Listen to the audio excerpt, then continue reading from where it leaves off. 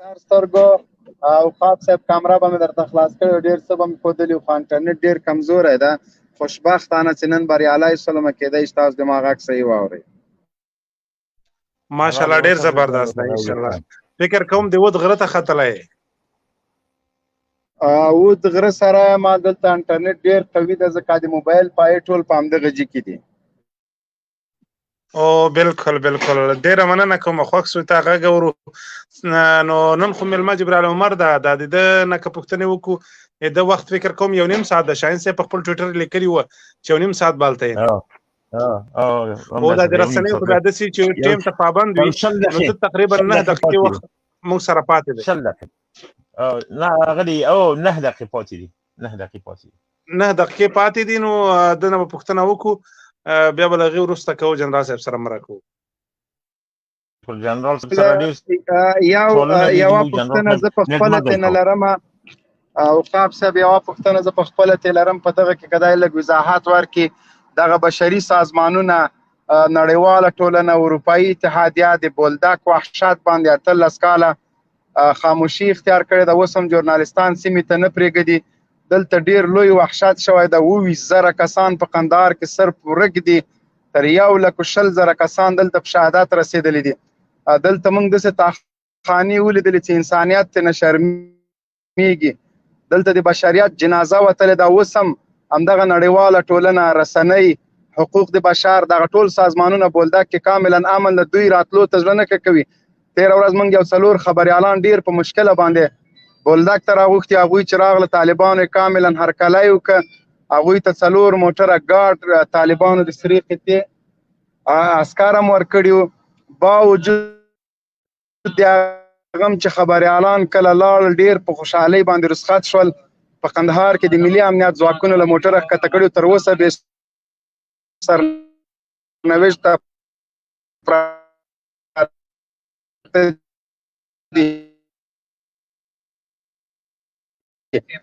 په دغه باره کې دغه یاک د له نږدې وګوري او د ما دنه هیله ده که دې ته تحصیلات نه وي دی په خپله راشي له دغه ساحې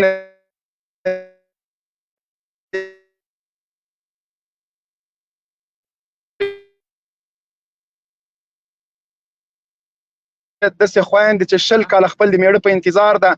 میړه یې معلوم نه ده. داسې میندې چې د بچیو په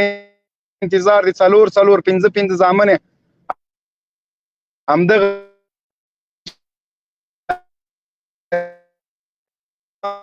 نسته. بالکل جنرال صاحب عزیز وروره سوال دی واخسته که نه داسې افاده دی که سوال سوال می واخست او بالکل Mr. Jibril, Mubin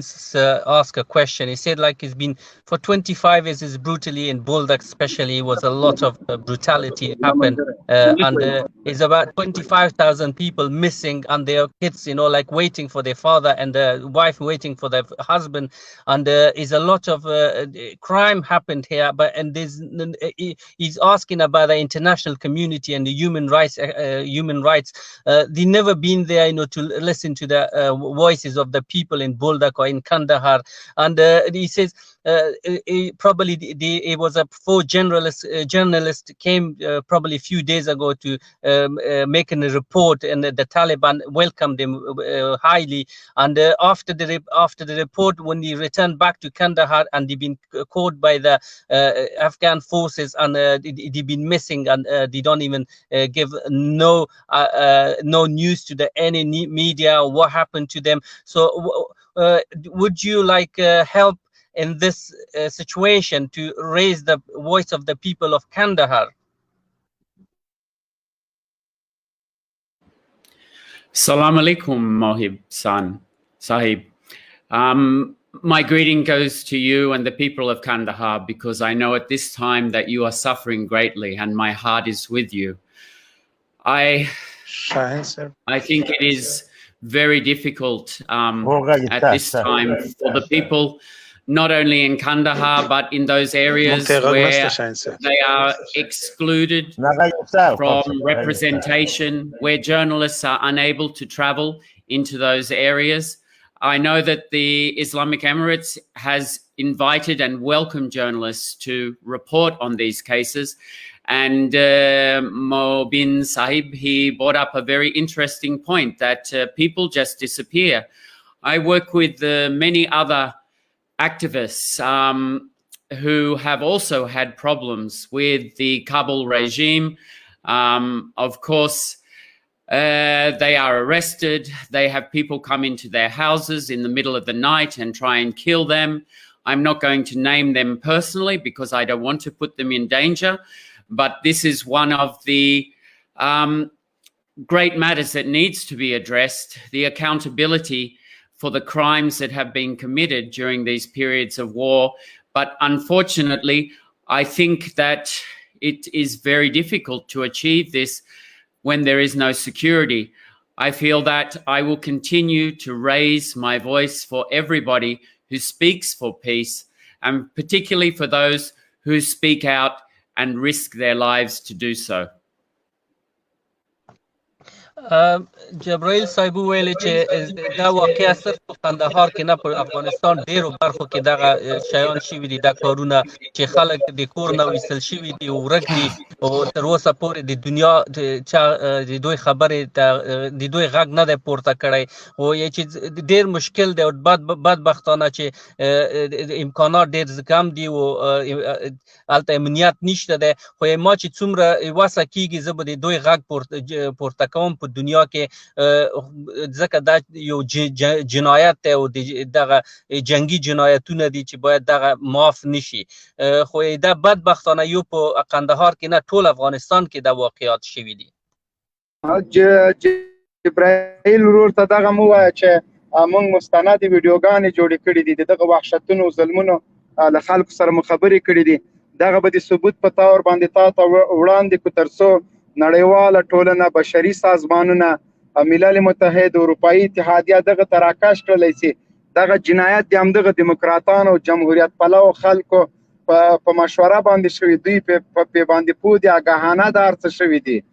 نو په دغه کې د دغه مرسته غواړو، دغه د موږ غږ دی، د ولس غږ، د افغانانو غږ نړیوالو ته په رسولو کې د موږ سره کاملا مرسته او همکاري وکړي. Sir, he's asking, he's got a lot of videos which is is recorded from the people. They've been targeted, like tortured and murdered, or they have a lot of evidence, to provide it to you. He's asking if you can, like to the evidence you take it to the international community or the human rights activists and to give it to them and to tell them, about the voice of Afghans. They've been going through a lot in the past 20-25 years, and he's asking your help if you can do that for them and just provide this evidence and give it to some organization and help them to raise Afghan voice.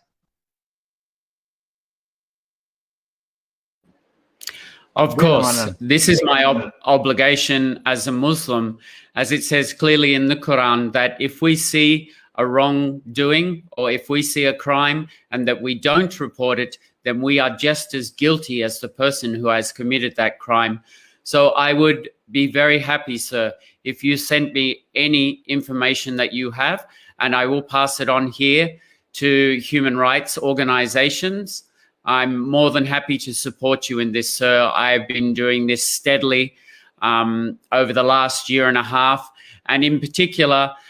to collect evidence on the cases of war crimes that were committed by my own nation's soldiers. The Australian government has closed the embassy in Afghanistan now, and I think that was quite a, it's really sad that the Afghan people have lost Australia's diplomatic support, because Australia should be supporting the Afghan people at this time in particular. So please reach out to me at any time and I would be more than happy to help you. جبرائیل صاحب ویل چې زه به ډېره خوشحال شم چې ته دغه ټول ثبوتونه ما ته راولېږې او زه به د کوم چې دغه د اروپایي ټولنه دی او دغه کوم چې د هیومن رائټس لکه د حقوق بشر غږ پورته کوي زه دوی ته یې ورولېږم دوی سره یې شریکم په قرآن کې ویلي دي چې ته یو غلط کار وګورې په کار دی چې هغه اقلا بل سړي ته ورسوي هغه کې کومک وکړي زه به ډېر خوشحاله شم چې دا ټول شیان ته ما ته راولېږې او زه به دغه د نړۍ سره او د نورو ارګنایزیشنو سره د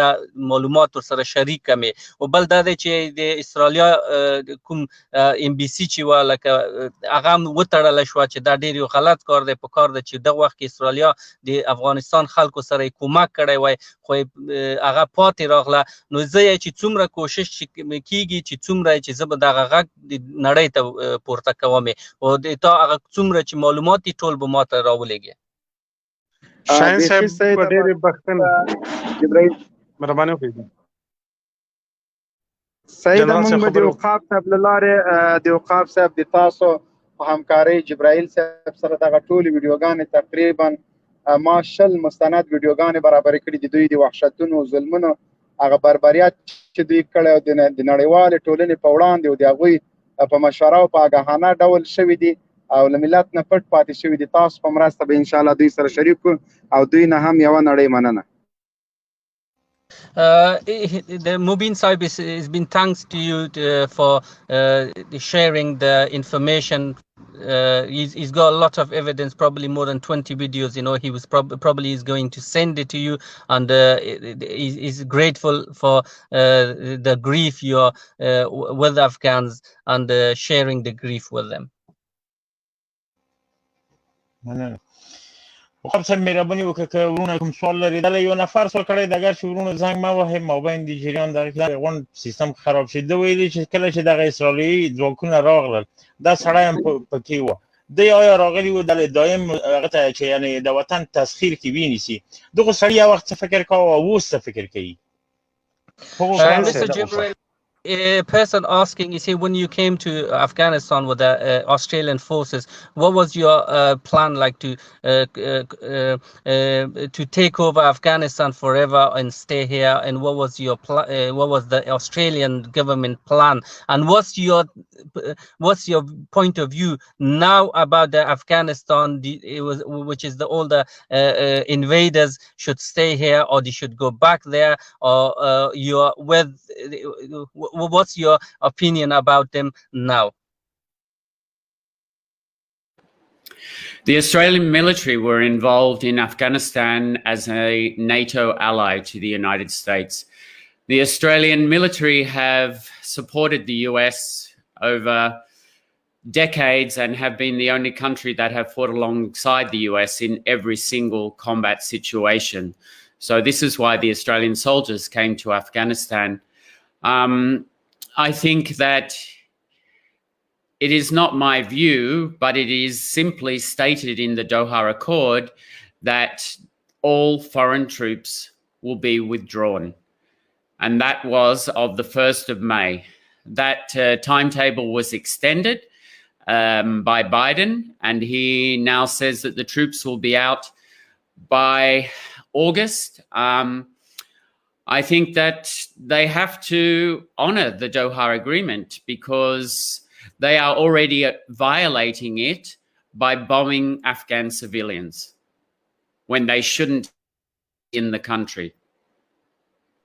Mr. Jibril ویل چې استرالیایي ځواکونه چې و د ناتو ځواکونو سره یو ځای راغلي و د مغوی په پلان کار کول او زم مغوی سره یو ځای ومې خو بعد دوحې اګریمنټ نه په کار ده چې دوی وتلی وای او په کار اوس باید وځي دا د ما نظرم ده چې باید دوی وځي دغه مملکت نه او باید نور قتال او کشتار په افغانستان کې نور بند کی او دا به د ټولو په ګټه وي مننه اوقاف صاحب مهرباني وکړئ ورور ورونه ما ته زنګ ما وکړ او دلته یو ملګری په کمنټونو کې لګیا دا وایي چې له پلوچرخي زندان آنلاین یم بندي یم کدی راپورته کوي په دې وروستیو کې چې کله طالبانو په افغانستان کې ځینې سیمې نیولې دي په حکومت کې په زندانونو کې د زندانانو خلاف د حکومت رویه بدله شوې ده وهي ټکوي په دې تړاو باندې فکر کوم د کوم غږ رسول غواړي دا ملګری که چېرته موږ سره فعلا موجود وي زه ګورم هغه کمنټ دا حزب الله وردک په نوم دی شاهین صاحب البته دا د آی ډي نوم دی په انګلیسي کې تاسې راپورته کېدی سټوډیو خالي کوي ورته شاهین صاحب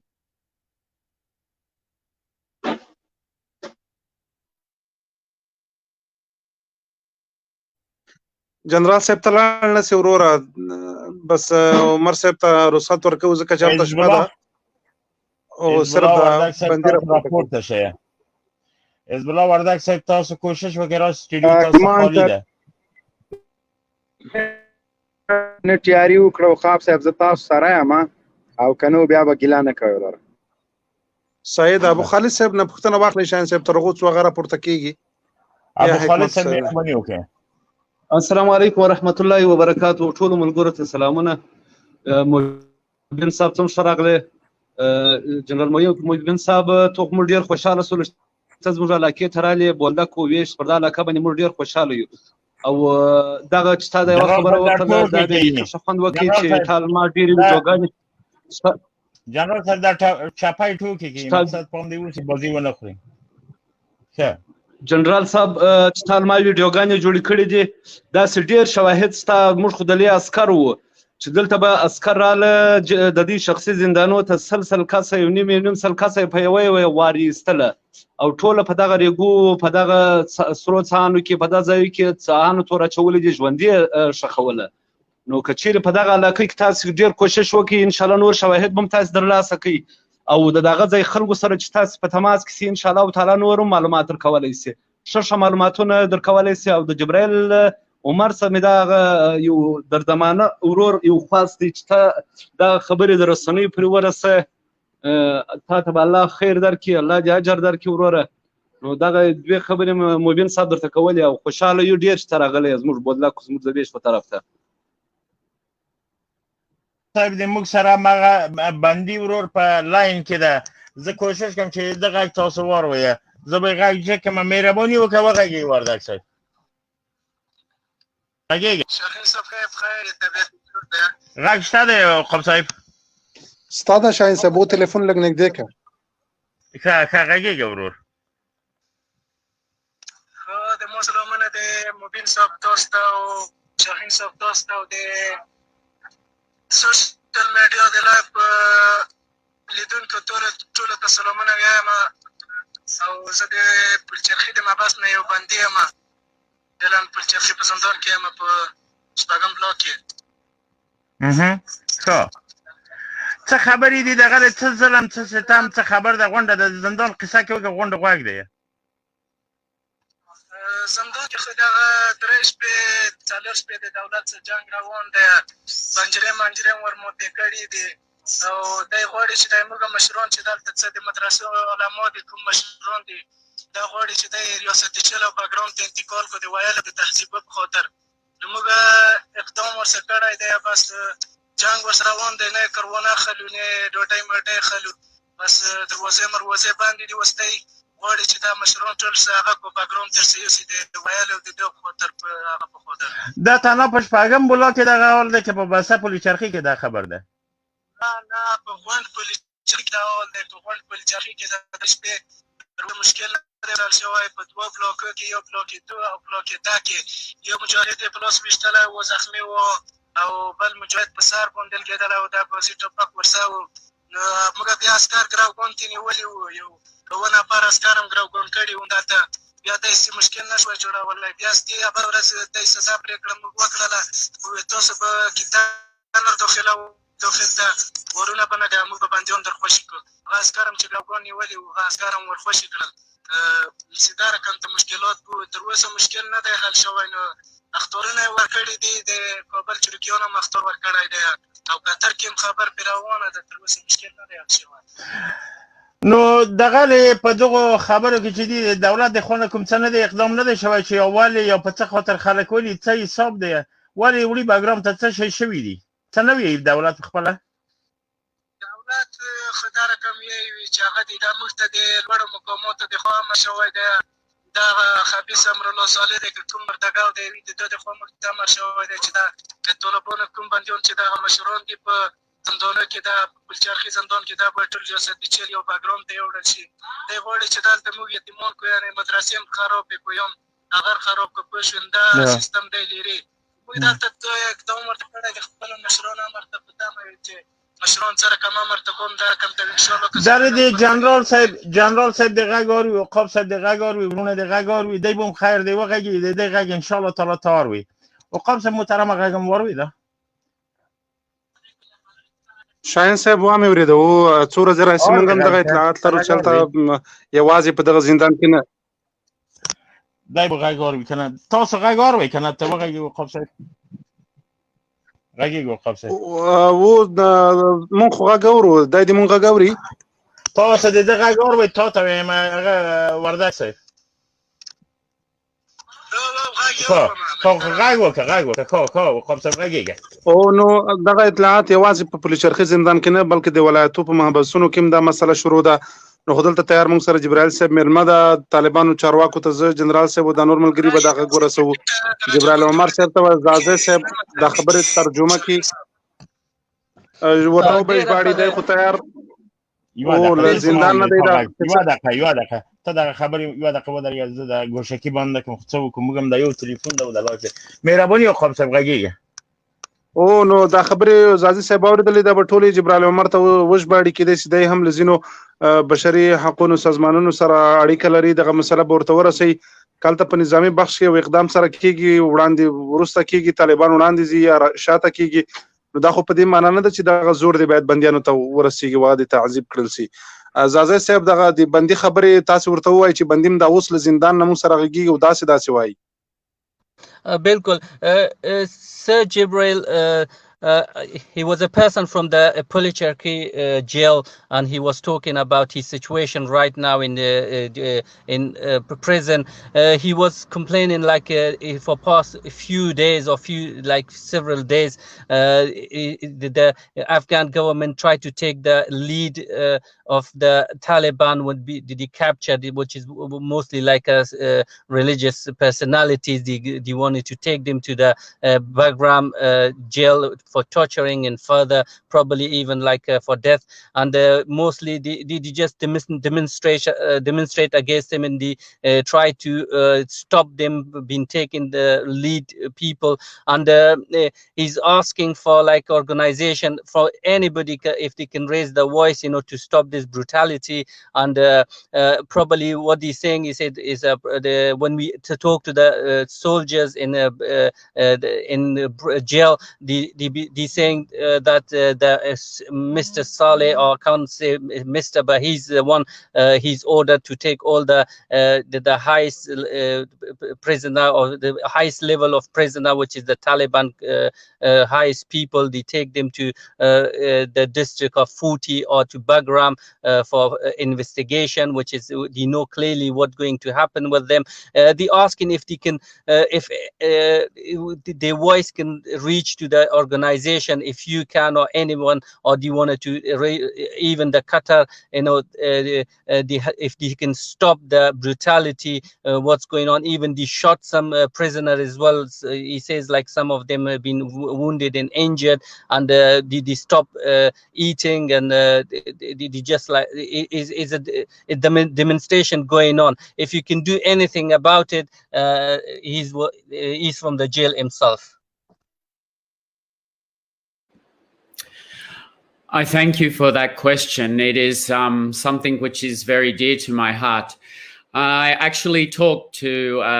some of the prisoners in Polycherky just yesterday, and I have been in contact with them for well over a year now, particularly at the time when they were protesting against the inhumane conditions which were in the prison. I will continue to raise my voice for the prisoners of Polycherky and for all prisoners who are detained illegally. Holding prisoners without charging them, without bringing them to court,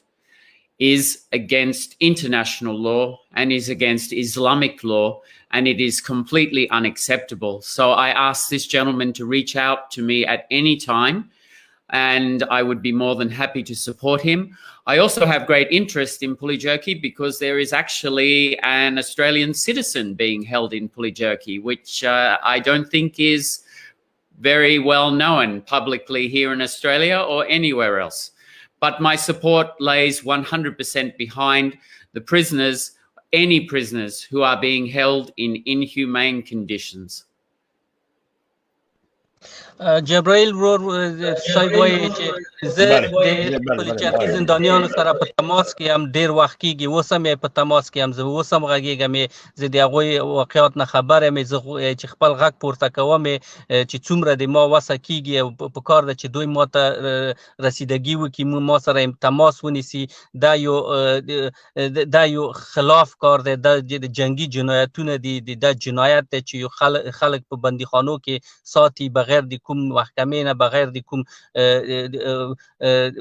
کرایم نه، لکه د کوم جنایت نه. نو زه دوی سره ډیره خواخوږي لرم، زه د دغو شیانو نه خبر یم. حتی اسټرالیایان هم هلته په د پلچرخي کې شته دي چې هغوی سره هم زه تماس کې یم، یعنې چې زه ډیر خپل کوشش کوم چې دغه خپل غږ ورسوم چې کوم ځای پورې رسیږي، زه به د دوی سره همغږې وم. مننه. دا یو پوښتنه که داسې واړه ته وکړې چې دغه زنداني به اوس زموږ غږار وي بیچاره، خو په دې خاطر باندې تلیفون یو دی د لایف ته چې زه راشم لایف نه قطع کېږم، بنان ډېر ښه سړی نه شم، د نټ ضعیف دی، د افغانستان کار دی. دغه ورته وایي چې په دغه وحشت چې اوس په زندان کې روان ده، تاسو واورېده چې بندیان د نیموي او بندیان مسکینان حتی اعتصاب کړی، ډوډۍ موډۍ نه ورکوي، وهل ټکول، همدا رقم چې جرم یې معلوم نه ده. دا خلک دا خواخ وړي که جرم یې معلوم وای سړي وای چې جرم لري، خو هیڅ خبر مو د دې جرم فقط دا ده چې وطن ازادي غواړي، د خپل دین نه دفاع غواړي او د خپل وطن نه غله دي، نه قاچاقبر دي، نه څوک وژلي دي. په دغو ته ورته وایي چې تا خو مثلا د زندان تېر کړی دی، تاسو سره څه رقم راوی چې تا اسلام ته رجوع وکړه، مسلمان شول او دی مسلمانان راخیستي دي، دا رقم یې وهي او دا رقم ظلم پې کوي. د دغو سره ورته که نور نه وي د غږ خو یې تم پورته کولی شي، منای سي حقوق د بشر، منای سي انسان، منای سي د چې یعنی انساني حقوق په حساب باندې. Mr. Jibril, Mr. Shaheen asking, probably you're aware of the situation is going on in Pulicherchi or other prisons, that they've been tortured, the prisoners, and very bad and brutally, and it is not our duty, to raise the voice and tell the world, like the brutality is going on in the jail. And they are not even criminals. They are the people who were fighting for the country, freedom fighters. They are not thieves. They are not robbers. They are not drug dealers. But they've been kept for years and years there, and they've been tortured. What is not our duty to raise the voice in everybody, like even you and me, raise their voice and tell the world to stop this criminal act? Yes, of course we have an obligation to do so. We have an obligation to raise our voice wherever we see tyranny. And this is what is happening in the prisons which are being run by the Kabul administration and which was happening in the prison in Bagram. There were human rights violations committed against the prisoners in both the prison that the United States run, Bagram, and in Pulijerki. And I think it's time that the international community reacted to these human rights violations. I know that it has been reported on several occasions by reporters, but we need to continue to raise our voices for this. شاهین صاحب دا جبرائیل صاحب وویل چې دا په کار دی چې د هغوی حق پورته شي، یو په پلچرخي کې نه، په بګرام کې ډېر د امریکا طرف ته ډېر خلک دغه شی وویل شول، وټکول شول چې هلته د سازمان جهاني نړۍ هلته رسیدګي ونه کړله صحیح، او په کار دی چې اوس دغه خلک هلته لاړ شي او هغه خلکو غم وخوړلی شي، چې په کار دی دغه شی دغه وحشت باید بند شي. نو دا وویل چې زه دغه غږ پورته کوم او موږ په کار دی چې غږ یې پورته کړو او د وحشت باید بند کړو. نو نوره ده څه ونه ویل؟ د غږ راوصل شوی ده سره یو وروغږېږي د ورور سره چې د مو پلچرخي نه دی، د بیچاره کنه انټرنیټ ضعیف دی، ده ته ورته یوه دقیقه واوسي خیر دی. مهرباني غږ دې شته دی، غږېږه. خو پوه شوې بس دا څه شپې دا ترتیبونه دا ظلمونه روان دي، کله ډوډۍ